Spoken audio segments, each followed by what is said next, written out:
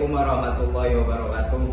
Perkenalkan, saya Haji Muhammad Arwani, SIMM, salah satu dosen tetap pada program studi S1 Administrasi Rumah Sakit Stikes Ar-Rahma Mandiri Indonesia, Pasuruan.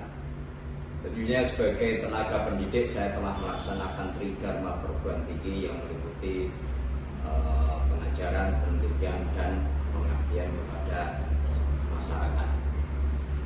Hasil penelitian yang saya lakukan yaitu berkaitan dengan evaluasi data ganda rekam medis ditinjau dari jumlah kunjungan pasien rawat jalan di RSU Al-Islam Haji Muhammad Mawardi Sidoarjo pada tahun 2022. Dengan hasil pengabdian masyarakat saya adalah tentang implementasi pengelolaan tanaman obat pada keluarga. Pada kesempatan ini saya akan menjelaskan rancangan pembelajaran salah satu mata kuliah yang saya ampu, yaitu pengantar manajemen sumber daya manusia melalui 3 aspek yang saling terkait, yaitu delivery, penyampaian, kemudian interaction, dan assessment. Secara ringkas, delivery adalah serangkaian kegiatan menyiapkan beragam materi agar dapat dipelajari mahasiswa secara mandiri sehingga materi yang diterima dan dipahami mahasiswa dengan baik. Sedangkan interaction yaitu merupakan kegiatan tatap muka antara dosen dan mahasiswa untuk membahas materi secara klasikal guna mencapai tujuan pembelajaran. Sedangkan assessment adalah pemberian tugas terstruktur dan terencana untuk mengukur kemampuan mahasiswa, misalnya yaitu tugas, kemudian studi kasus, dan studi literatur. Kemudian tentang mata kuliah ini, mata kuliah pengantar manajemen sumber daya manusia ini adalah berbobot 3 SKS dan merupakan mata kuliah teori wajib pada program studi S1 Administrasi Rumah Sakit yang ditempuh pada semester 2. Mata kuliah ini bisa diambil oleh mahasiswa yaitu ketika mahasiswa sudah mengambil mata kuliah wajib sebelumnya di semester 1. Mata kuliah ini merupakan pemahaman mendalam mengenai manajemen sumber daya manusia di rumah sakit dan fasilitas kesehatan, baik paradigma konvensional maupun paradigma baru MSDM. Cakupan materi selama 1 semester meliputi konsep dari tujuan MSDM, arti penting MSDM, perencanaan SDM, analisis dan macam-macam jabatan. Kemudian ada rekrutmen seleksi, ada pengembangan sumber daya manusia berbasis kompetensi, kemudian ada pemberdayaan SDM, ada promosi dan pengembangan karir. Kemudian ada materi juga manajemen SDM profesional medis dan keperawatan, kemudian penilaian kinerja dan remunerasi, ada materi juga tentang hubungan motivasi, kompensasi dan kepuasan kerja, ada juga materi yang terkait dengan revitalisasi SDM di era globalisasi, kemudian ada materi juga yaitu audit dan riset SDM di rumah sakit. Tujuan pembelajaran ini yaitu agar mahasiswa mengetahui dan memahami konsep-konsep tersebut secara utuh sebagai bekal nanti mengelola SDM di rumah sakit. Kemudian pada delivery atau penyampaian mata kuliah, pada aspek penyampaian mata kuliah ini, capaian pada mata kuliah ini antara lain yaitu mahasiswa mampu memberdayakan organisasi dan membangun profesi administrasi rumah sakit, mengembangkan karir serta menata remunerasi, serta mampu menyediakan bahan tata kelola organisasi yang ada di rumah sakit. Kemudian capaian tersebut kemudian saya turunkan menjadi kemampuan akhir pada tiap tahap pembelajaran. Pada pertemuan pertama, kemampuan yang diharapkan adalah mahasiswa memahami konsep dasar manajemen SDM yang mencakup pengertian, fungsi-fungsi, dan tujuan manajemen sumber daya manusia. bahan kajian saya susun dan mengikuti tahapan mingguan dalam RPS. Karena mata kuliah ini diselenggarakan secara blended learning, materi saya sediakan dalam bentuk narasi atau e-text untuk belajar mandiri, dan saya perkara dengan literatur dari buku, diantaranya ada jurnal nasional maupun internasional yang relevan. Adapun referensi utama saya dalam mengajar pengantar manajemen sumber daya manusia ini, yaitu ada buku dari buku dari Eka Wilda Farida yang berjudul Manajemen Sumber Daya Manusia dan Ergonomi Unit Kerja Rekam Medis.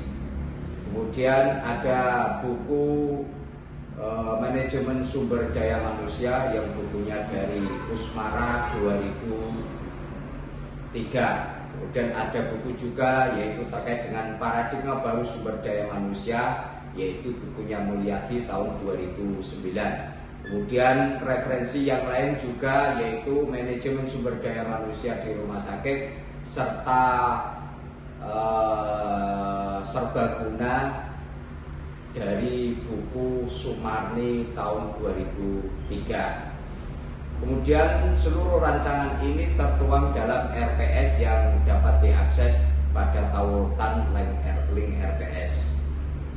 Kemudian untuk interaksinya atau interaksi pembelajaran, pada aspek interaction ini saya menerapkan pendekatan SCL yang menempatkan mahasiswa sebagai pusat proses belajar agar tumbuh minat, interaksi, dan kreativitas. Pendekatan ini saya wujudkan melalui 4 bentuk kegiatan. Yang pertama adalah interaksi, penyampaian materi yang saya selingi dengan pertanyaan untuk dijawab dan ditanggapi mahasiswa. Kemudian yang kedua diskusi, mahasiswa mendiskusikan isu atau tema tertentu lalu mempresentasikannya di kelas. Kemudian yang ketiga adalah studi kasus, bagaimana mahasiswa menelaah dan membahas kasus nyata. Kemudian yang keempat yaitu pembelajaran kooperatif berbasis proyek, misalnya menugaskan mahasiswa menganalisis penerapan fungsi dasar MSDM di rumah sakit yang hasilnya nanti dipresentasikan secara tatap muka di depan dosen dan seluruh mahasiswa. Secara sesuai sarana pada RPS, interaksi di luar kelas saya fasilitasi melalui Google Classroom, Zoom Meeting, dan grup di WhatsApp untuk membagikan materi, berdiskusi, dan memberikan umpan balik. Saya juga selalu mengingatkan kepada mahasiswa untuk mengisi presensi, mengerjakan kuis, serta mengumpulkan tugas melalui kanal yang telah disepakati. Kemudian pada asesmennya, penilaiannya, pada aspek asesmen penilaian saya rancang mengacu pada RPS dengan komponen dan bobot sebagai berikut. Untuk ujian tengah semester 30%, ujian akhir semester 40%, kemudian penugasan 20%, dan keaktifan mahasiswa selama di kelas dilengkapi kuis pada beberapa pertemuan. Kemudian kriteria penilaian saya tetapkan pada ketepatan, keruntutan, dan kelogisan mahasiswa dalam menjawab, serta keaktifan dalam diskusi. Seluruh komponen dan bobot ini telah saya sampaikan kepada mahasiswa melalui kontrak pembelajaran pada awal perkuliahan. Demikian pemaparan 3 aspek pengajaran, yaitu mata kuliah pengantar manajemen sumber daya manusia dalam 3 aspek itu, yaitu delivery, interaction, dan assessment. Pada mata kuliah pengantar manajemen sumber daya manusia selanjutnya saya akan menampilkan simulasi pembelajaran atau micro teaching dengan subtopik konsep dasar manajemen sumber daya manusia. Selamat menyaksikan. Assalamualaikum warahmatullahi wabarakatuh. Waalaikumsalam warahmatullahi wabarakatuh. pagi adik-adik mahasiswa semuanya.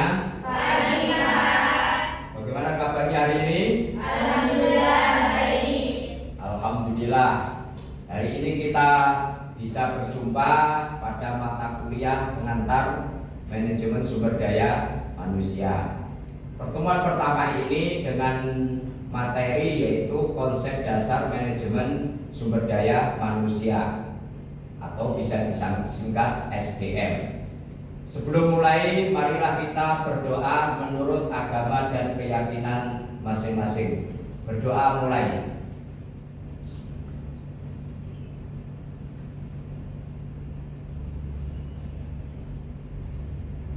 Berdoa selesai. Mbak-mbak mahasiswa, sebelum masuk materi, saya ingin melakukan persepsi sejenak. Kira-kira mengapa rumah sakit tidak akan pernah bisa berjalan tanpa manusia? Ada yang bisa menjawab? Ya, silakan Mbak. Nama dan dari mana? Perkenalkan, nama saya Yunita Falo, berasal dari Ya. NTT. Baik, saya akan menjawab. Karena seluruh proses pelayanan mulai dari perencanaan, pengambilan keputusan, pelayanan pasien, hingga evaluasi mutu dilakukan oleh manusia. Ya, terima kasih Mbak Yunita Falo. Alhamdulillah dari NTB. Tepat sekali Mbak Yunita Falo dan mahasiswa semuanya. Pada hakikatnya rumah sakit adalah organisasi jasa. Berbeda dengan pabrik yang menghasilkan barang, rumah sakit menghasilkan pelayanan kesehatan yang kualitasnya sangat ditentukan oleh manusia. Karena di dalam rumah sakit bukan semata kecanggihan fasilitas. Bayangkan sebuah rumah sakit dengan ruang operasi modern, laboratorium canggih, bila pada suatu hari seluruh pegawainya tidak masuk kerja. Apakah rumah sakit masih dapat melayani pasien? Tidak. Nah, betul. Sebelum lanjut, saya ingatkan agar supaya seluruh mahasiswa mengisi presensi terlebih dahulu. Sudah terisi semua? Sudah. Baik. Materi yang kemarin saya bagikan melalui Google Classroom, apakah sudah sempat dipelajari? Sudah. Bagus. Kita masuk ke materi yaitu konsep dasar manajemen sumber daya manusia. Di dalam konsep dasar manajemen sumber daya manusia ini perlu sama mengetahui. Yang pertama adalah manajemen sumber daya manusia adalah pemanfaatan para individu untuk mencapai tujuan-tujuan organisasi. Jadi di dalam organisasi itu kalau tidak ada sumber daya manusia, maka organisasi itu tidak akan jalan. Kemudian yang kedua, tujuan manajemen sumber daya manusia adalah meningkatkan kontribusi produktif para karyawan bagi organisasi secara strategik, etis, dan bertanggung jawab. SDM adalah aset yang harus dikelola secara cepat dan sejalan dengan kebutuhan organisasi. Makanya di dalam organisasi itu sumber daya manusia itu adalah aset yang paling berharga daripada aset-aset yang lain. Nah, sekarang perlu kita bahas apa perbedaan MSDM dengan manajemen personalia. Dalam istilah manajemen personalia itu adalah tergantung pengertian bahwa karyawan hanya dianggap sebagai salah satu faktor produksi saja yang tenaganya harus digunakan secara produktif bagi pencapaian tujuan perusahaan. Sedangkan dalam istilah MSDM tergantung pengertian bahwa karyawan atau SDM yang ada dalam perusahaan merupakan aset, dalam artian adalah kekayaan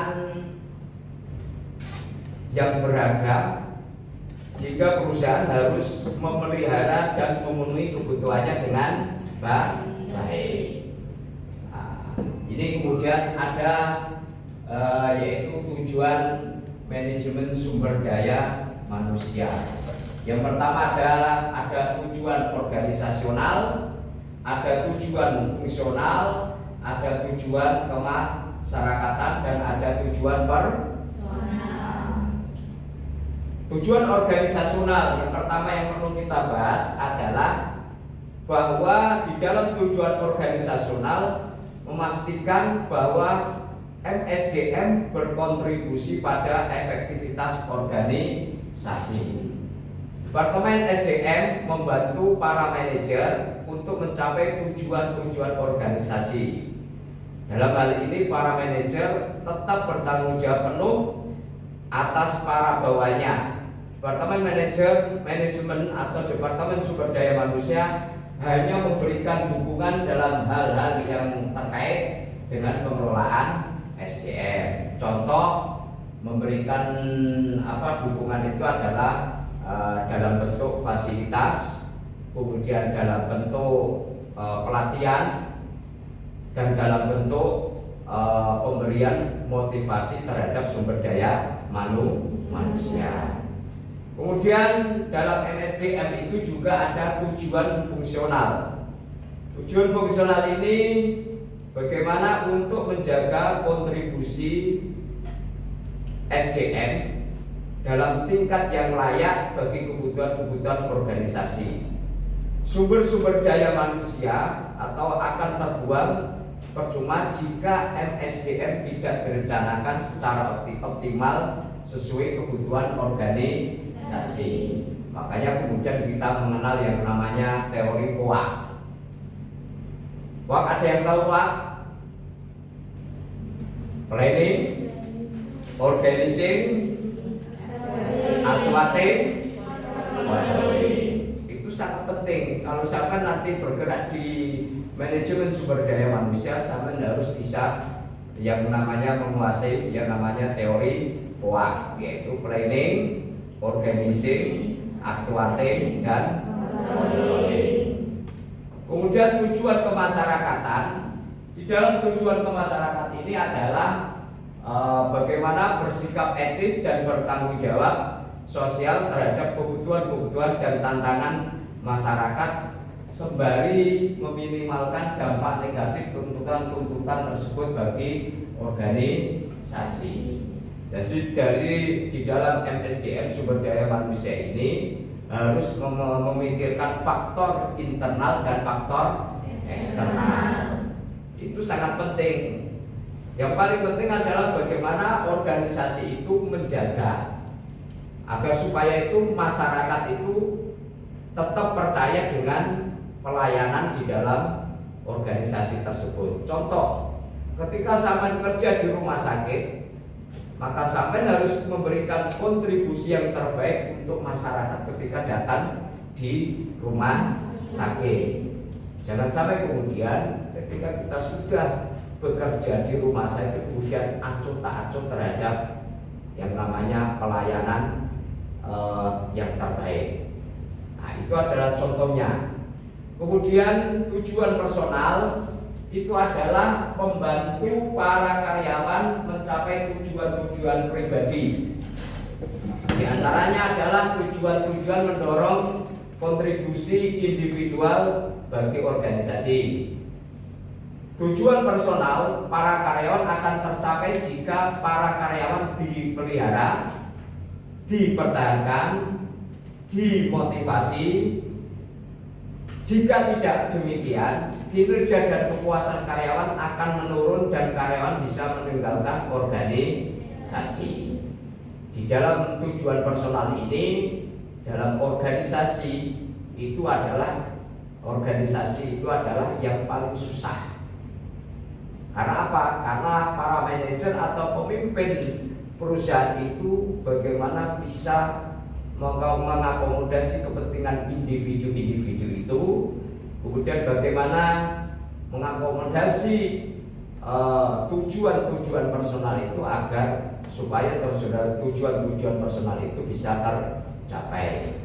Contoh, ada tujuan personal, yaitu ketika seorang karyawan atau sumber daya manusia itu mau meningkatkan kompetensi dirinya, kemudian mau meningkatkan yaitu ingin agar supaya karirnya bisa tercapai, maka itu harus diakomodasi. Siapa yang mengakomodasi? Yang akomodasi adalah para manajer atau pimpinan. Jadi tugasnya sampai nanti menjadi mahasiswa itu adalah, tujuan adanya konsep dasar manajemen ini adalah agar supaya sampai ketika menjadi pemimpin itu mengetahui ada beberapa tujuan-tujuan dalam sumber daya manusia. Di antaranya adalah tujuan personal tadi. Sampai harus bisa mengakomodasi. Kemudian fungsi-fungsi MSDM. Yang pertama adalah persiapan dan seleksi, analisis dan desain jabatan, kemudian perencanaan SDM, kemudian rekrutmen, kemudian seleksi. Kemudian yang kedua, fungsi yang kedua adalah pengembangan dan evaluasi, ada orientasi, ada penempatan, ada PHK. Kemudian yang kedua ada pelatihan, pengembangan perencanaan karir dan penilaian kinerja. Jadi ada dua. Sampai kalau umpama menjadi manajer, ketika sudah mendirikan organisasi, maka yang sama harus dilakukan adalah bagaimana punya analisis terhadap kebutuhan-kebutuhan dalam organisasi. Setelah kemudian ada perencanaan SDM, ada rekrutmen, ada seleksi. Nah, setelah itu kemudian sampai harus mengorientasikan, menempatkan, dan netra cocok di PHK. Itu sudah menjadi kewajaran dalam dunia kerja. Kemudian setelah itu kemudian ada yang namanya pelatihan, pengembangan, ada perencanaan karir, ini yang tadi termasuk tujuan personal, ada penilaian kinerja. Bayangkan andaikan pegawai itu tidak dinilai dalam kinerjanya, yang terjadi apa? Maka yang terjadi adalah sumber daya manusia itu akan apa? Akan seenaknya.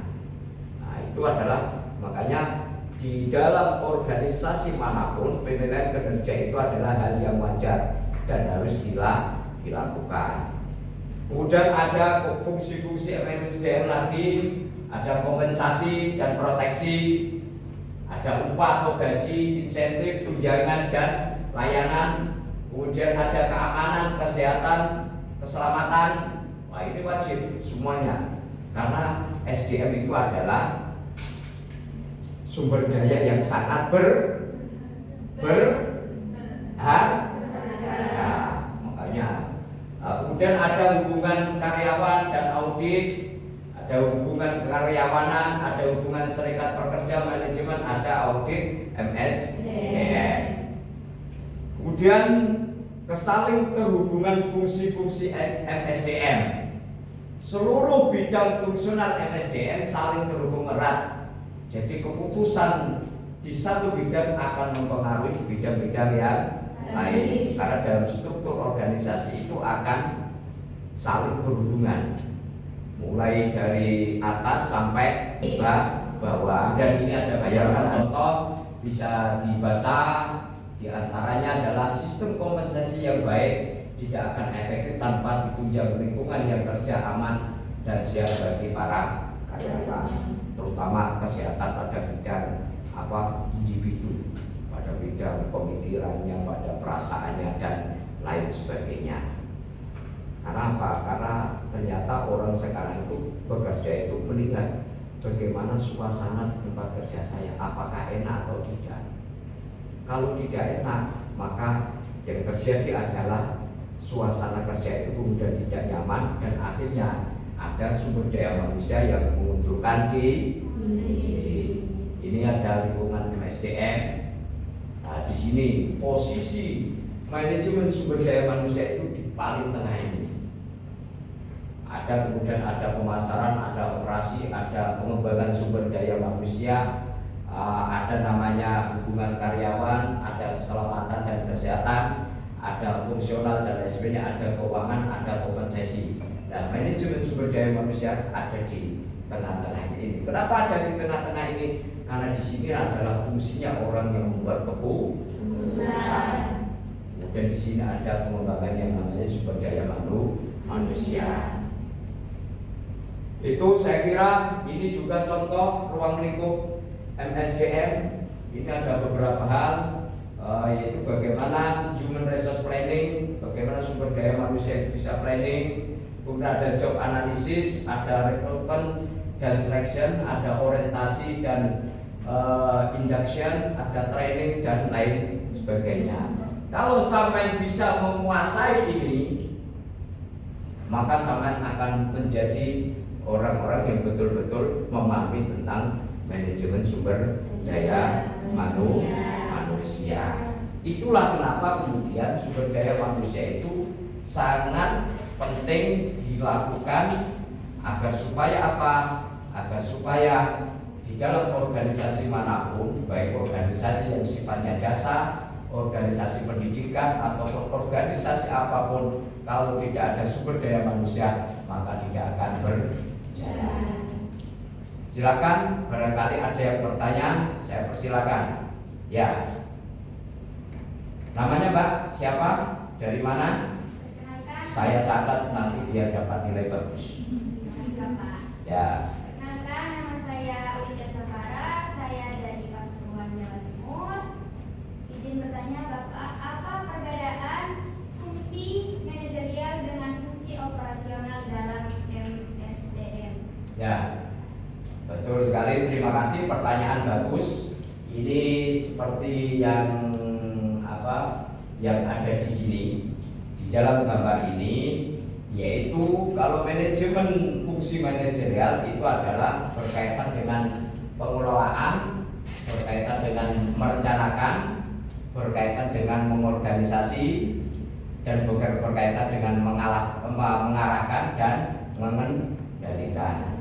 Kemarin sebenarnya sudah ibaratnya ada 5M, sifatnya mengarahkan, mengendalikan, mengorganisasi, mengevaluasi dan lain sebagainya.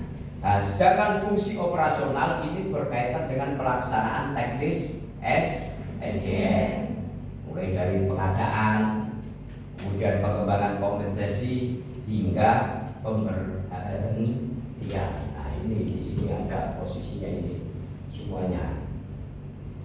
Nah, makanya ini semuanya dalam manajemen sumber daya manusia ini adalah saling berantai.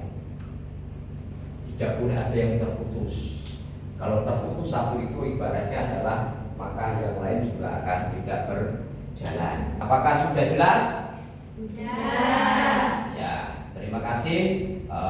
Sebagai untuk materi berikutnya akan saya bentuk menjadi beberapa kelompok. Setiap kelompok nanti akan membahas tentang mencari informasi tentang penerapan fungsi MSDM, dan setiap kelompok ini akan saya tugasi untuk membahas tentang ruang lingkup MSDM ini. Siap, Mbak? Siap. Terima kasih banyak atas perhatian dan partisipasinya. Semoga kelak sampean semuanya menjadi pemimpin. Amin. Dan semoga kelak sampean semuanya menjadi orang-orang yang bermanfaat. Amin. Orang-orang yang nanti bisa menjadi tokoh-tokoh di masyarakat. Saya akhiri ya. Jangan lupa tugasnya yang sudah saya bentuk tadi. Ihdinas siratal mustaqim. Wallahu muwaffiq ila aqwamit thoriq. Wassalamualaikum warahmatullahi wabarakatuh. Waalaikumsalam warahmatullahi wabarakatuh.